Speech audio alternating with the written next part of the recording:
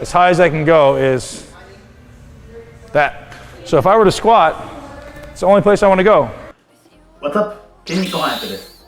さあ今日はスクワットは限界までしゃがまなければ意味がない見ていきましょう。今日はそんなタイトルなんですが、足の筋肉の特徴についてもベンさんが教えてくれています。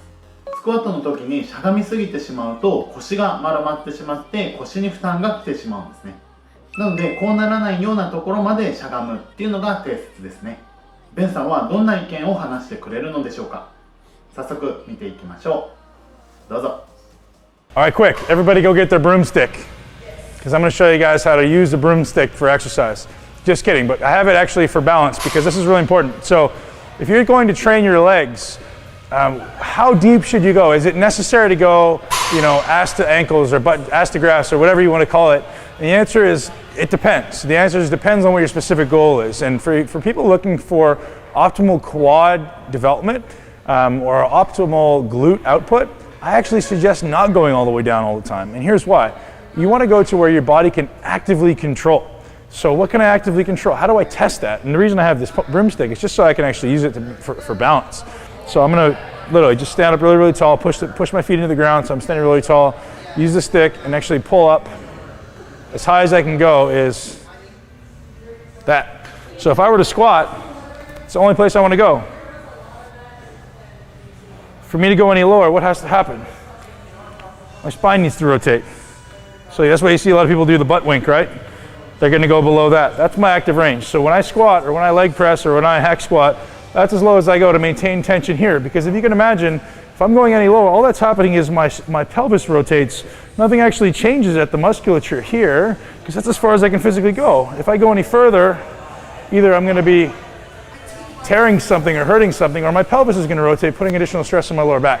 So for those of you trying to optimally develop quads and glutes, learn your active range of motion. Here's also why it's important. If you stay within your active range, so what your active range is your brain sensing instability outside of those ranges and actually tightening up as a protective mechanism for you.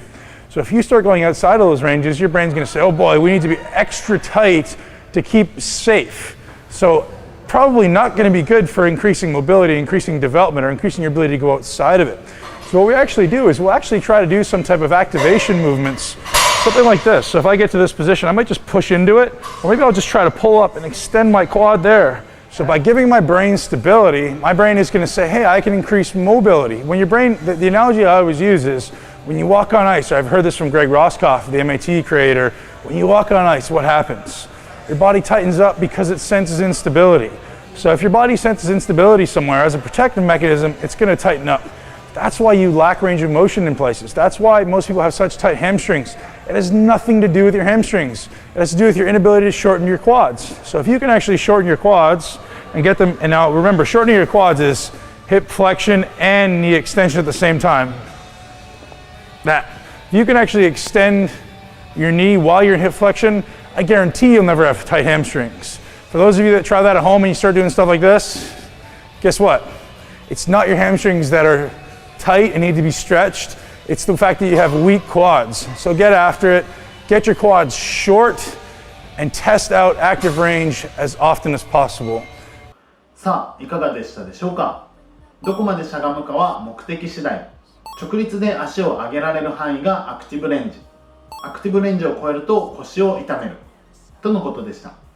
アクティブレンジのテストを行えばどこまでしゃがめばいいかがわかる。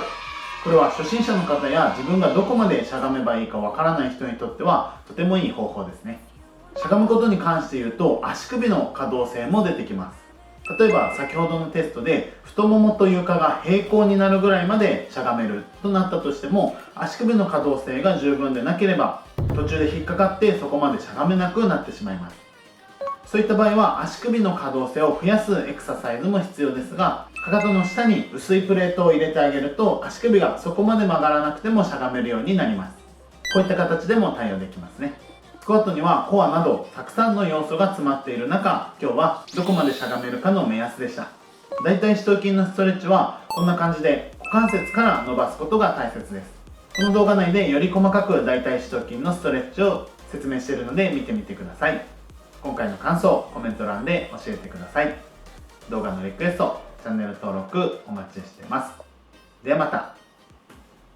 I won't look back when you're around. I won't think twice when you're gone. Don't hesitate to call me back.